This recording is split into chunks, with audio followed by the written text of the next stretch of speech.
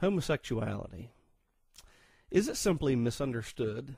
Is the subject victim of unfair bias? Or is it an abominable sin? What has God said? Join us as we continue to examine the Bible as it views homosexuality. Seek ye first the kingdom of God and His righteousness, and all these things shall be added unto you, singing Alleluia, Alleluia. Ask and it shall be given unto you. Seek and ye shall find.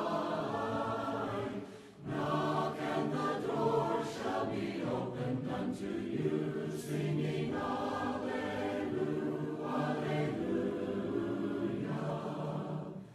Ask and it shall be given unto you. Seek and ye shall find. Knock and the door shall be opened unto you, singing Alleluia, Alleluia. Man shall not live by bread alone, but by every word that proceeds from the mouth of God, singing Alleluia, Alleluia.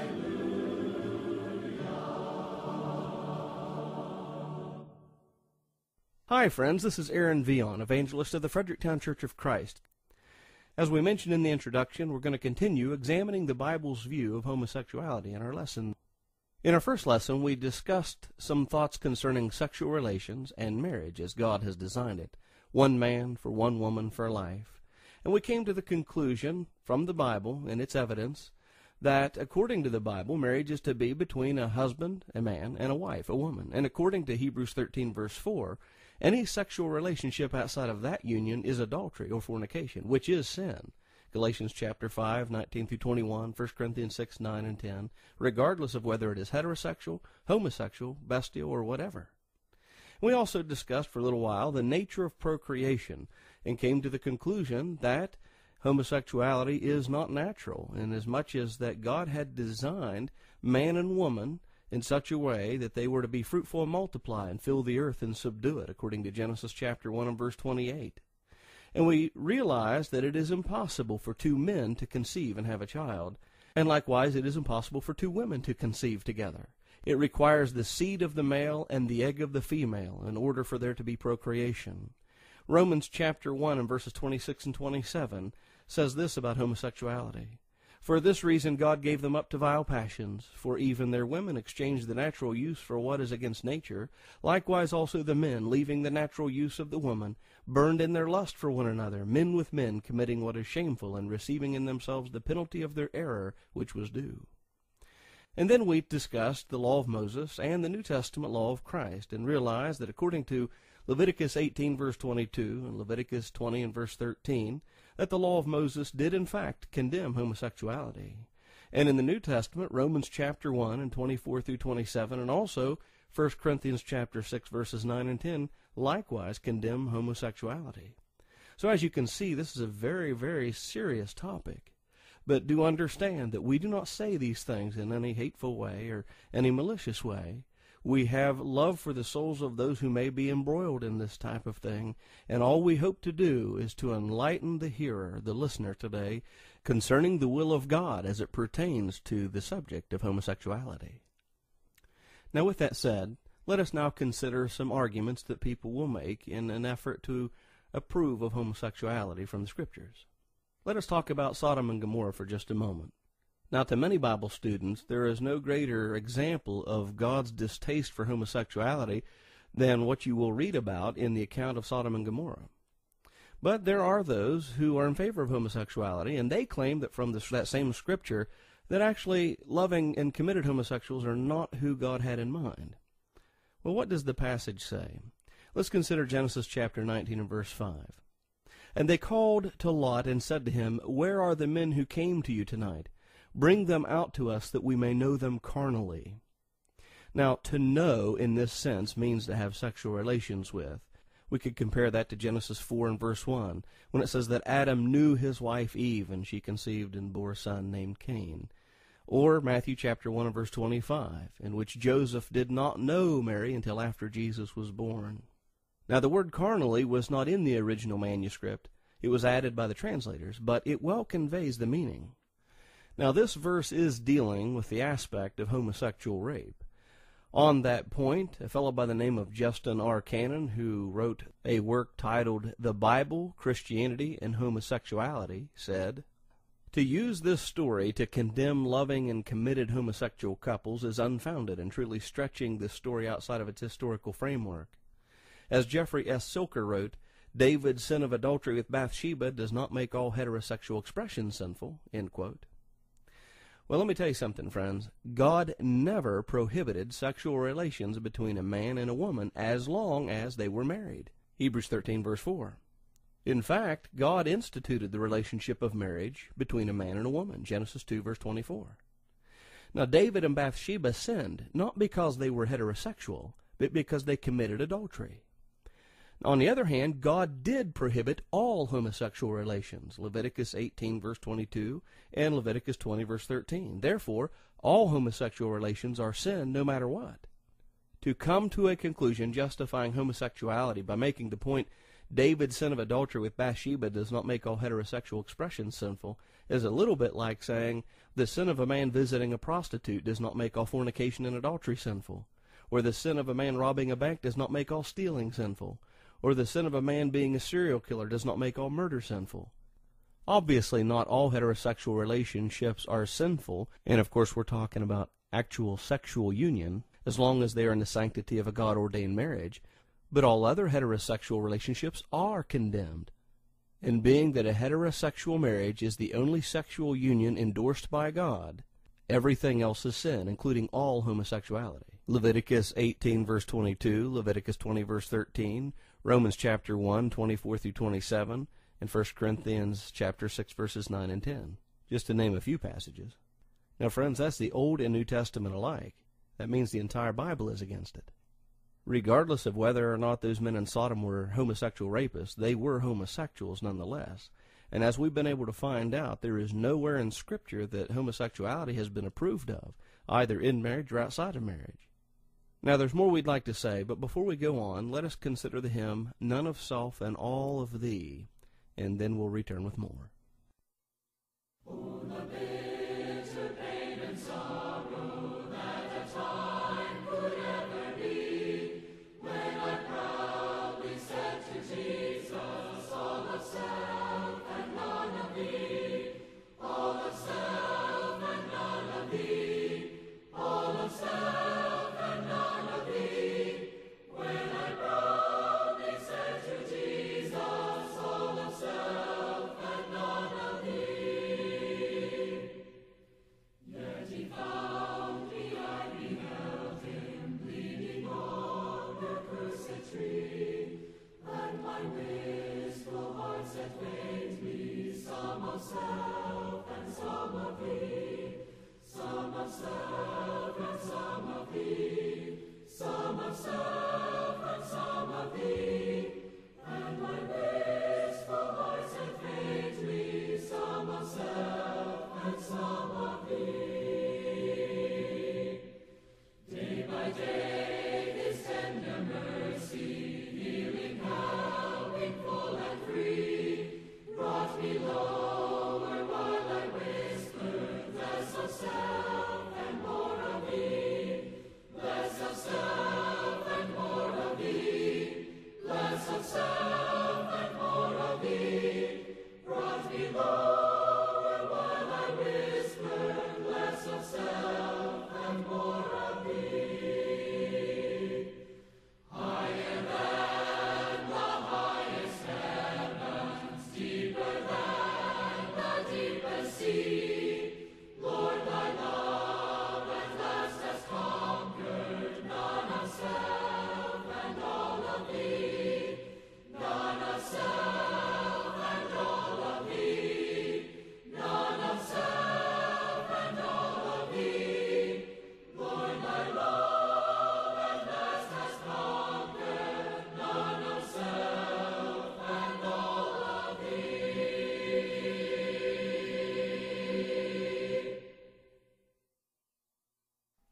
Welcome back, friends.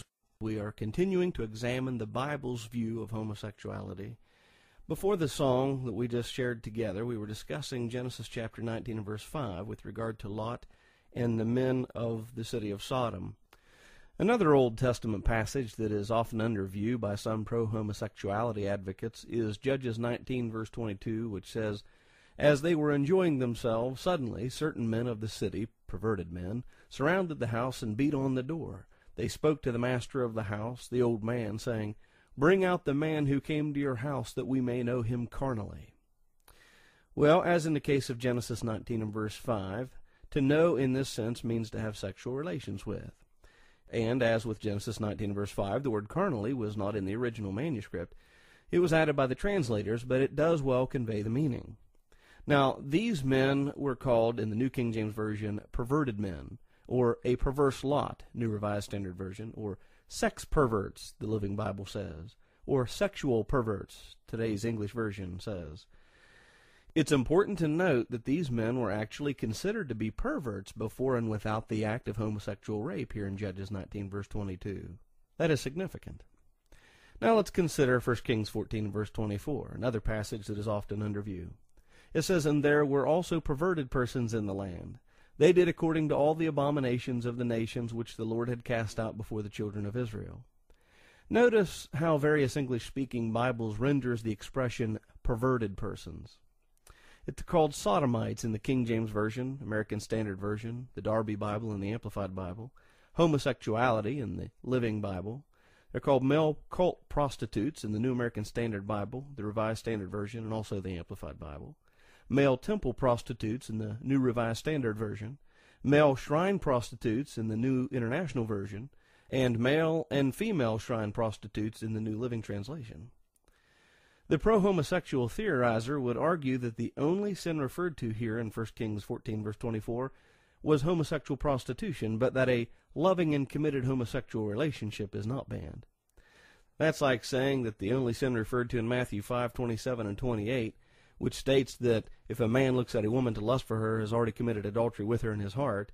That's like saying that in that passage that it's only speaking of men lusting after women, but it says nothing of man lusting after another man, or a woman lusting after another man, or even a woman.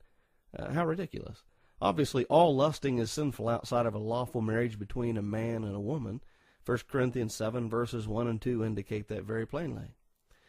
For anyone to attempt to use Judges 19 verse 22 or 1 Kings 14 verse 24 to justify same-sex relationships is a gross error, for homosexuality was expressly forbidden under the law of Moses, Leviticus 18 verse 22 and Leviticus 20 verse 13.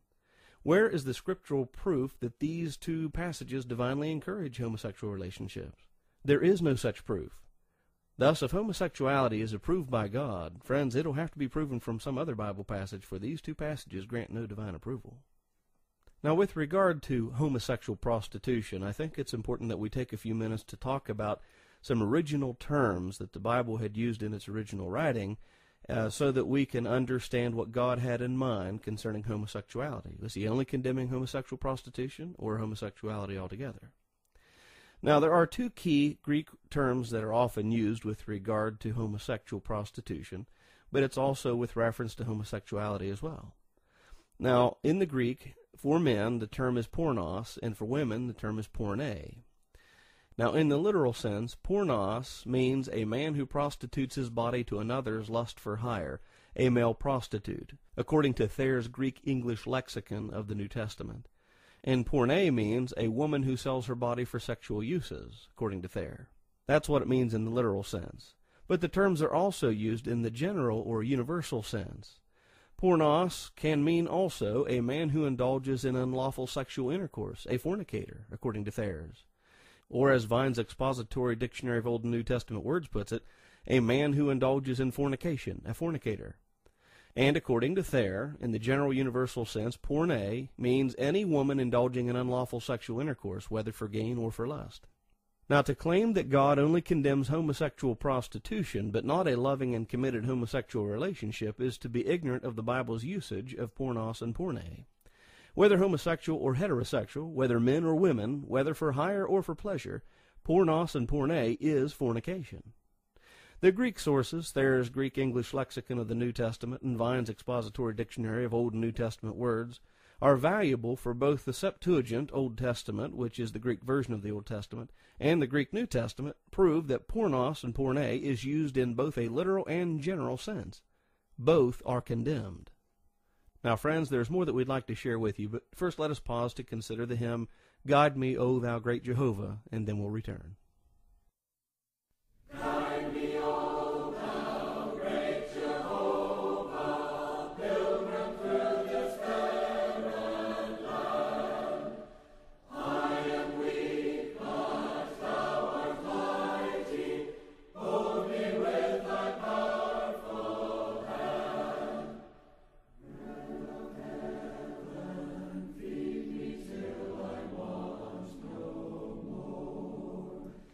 Bread of heaven, feed me till I want no more. Open now the crystal fountain whence the healing waters flow. Let the fiery, cloudy pillar lead me on my journey through.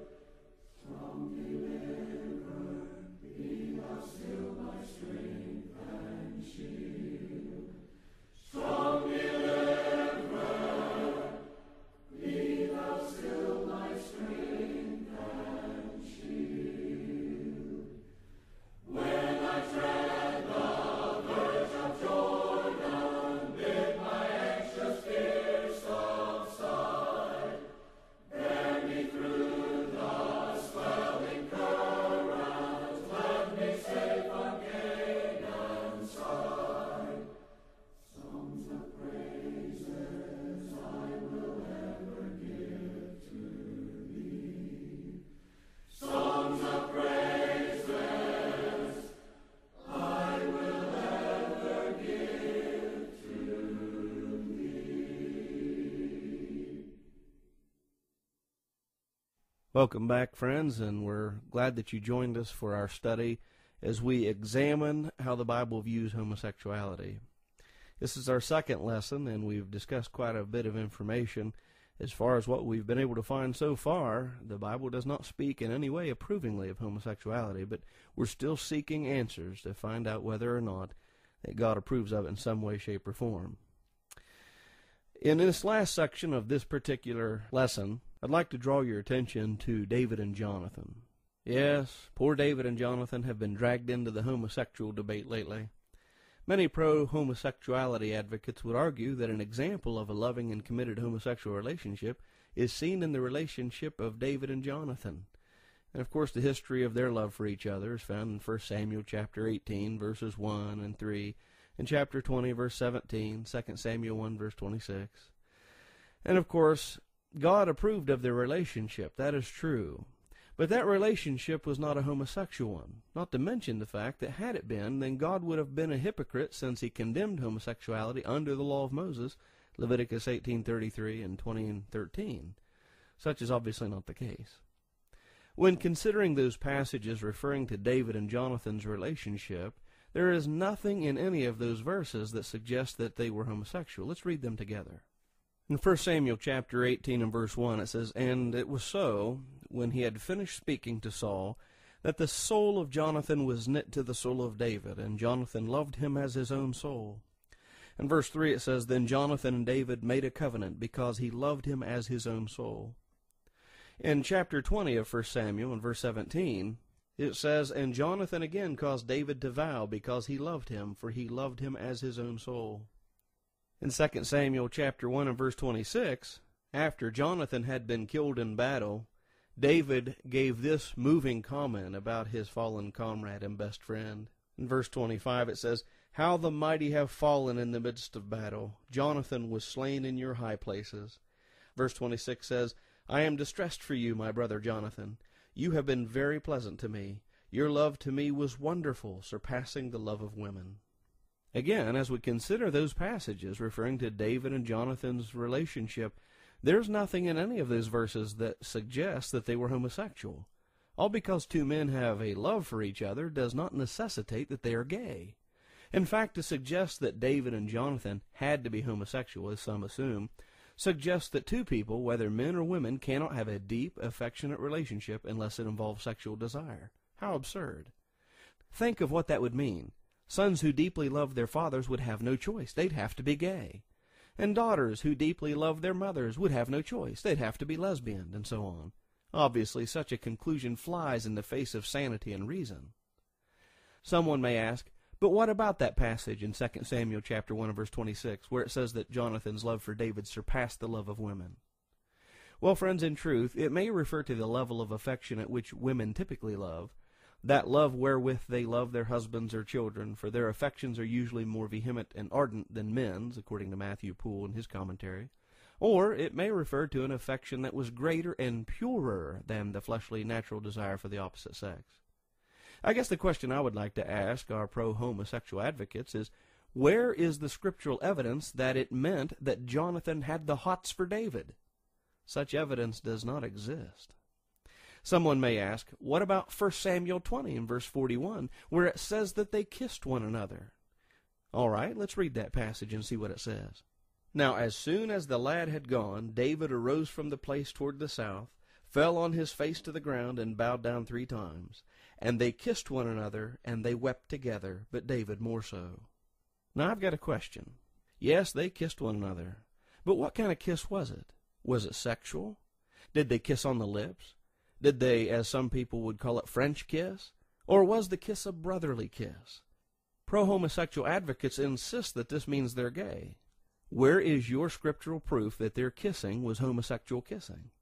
I suggest to you that it was not sexual, but rather it was brotherly, such as we read about in Genesis chapter 33 and verse 4, where it says, But Esau ran to meet him and embraced him and fell on his neck and kissed him, and they wept, talking about Esau meeting up with his blood brother Jacob.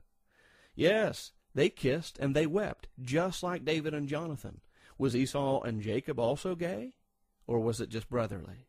Or how about Exodus chapter 4 and verse 27? And the Lord said to Aaron, Go into the wilderness to meet Moses. So he went and met him on the mountain of God, and kissed him.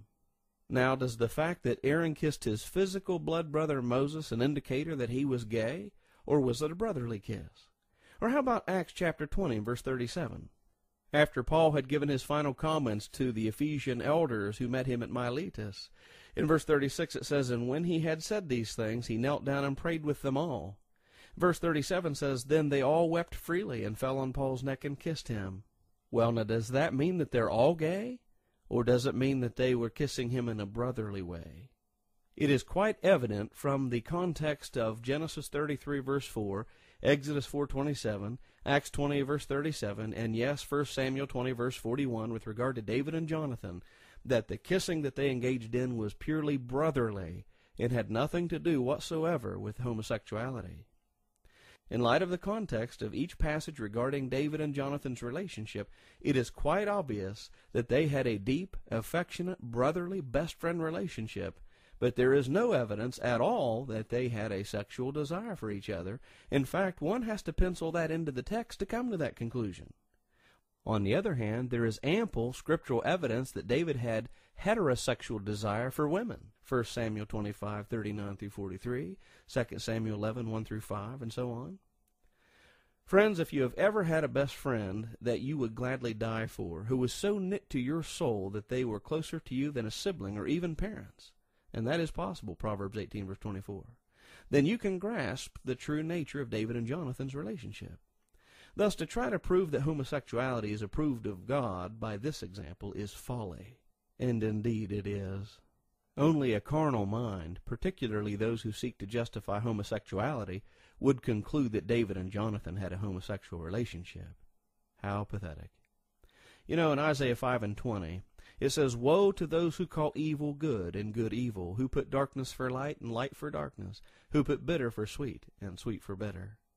That passage is very appropriate right now as we consider the fact that people are willing to twist the scriptures out of context to justify a sinful lifestyle.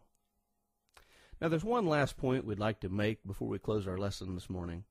And that is that the pro-homosexual theorizer would argue that we're no longer under the law of Moses, therefore any command against homosexuality from that law is not applicable today.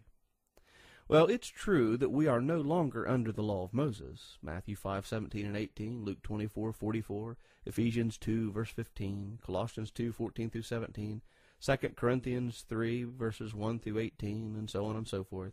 All of these passages prove that we're no longer under the law of Moses. However, to make the argument that because we're not under the law of Moses, that any law or commandment against homosexuality is not applicable today, that argument overlooks two important facts. One, that those things written in the Old Testament are examples for the New Testament age. Romans 15 and verse 4 says so. And two, the New Testament also condemns homosexuality. Romans 1 verses 24 through 27, 1 Corinthians chapter 6 verses 9 and 10. And of course, let us not forget the examples that are given in 2 Peter chapter 2 and also in the book of Jude that speak against homosexuality. In our next lesson, we hope to address those particular passages more specifically, but we're out of time for this lesson. We hope that you have been greatly spiritually benefited by our lesson today. We certainly hope that you're worshiping God this day in spirit and in truth. Blessed are they who trust in the Lord, who offers us love and grace. Almighty power, every foe is subdued. He saves us his wondrous ways. Blessed are they who trust in the Lord. Blessed, yes, wonderfully blessed are they. Praise to the Lord, shining star of grace. Guide us, O Father, along your way. Guide us, O Father.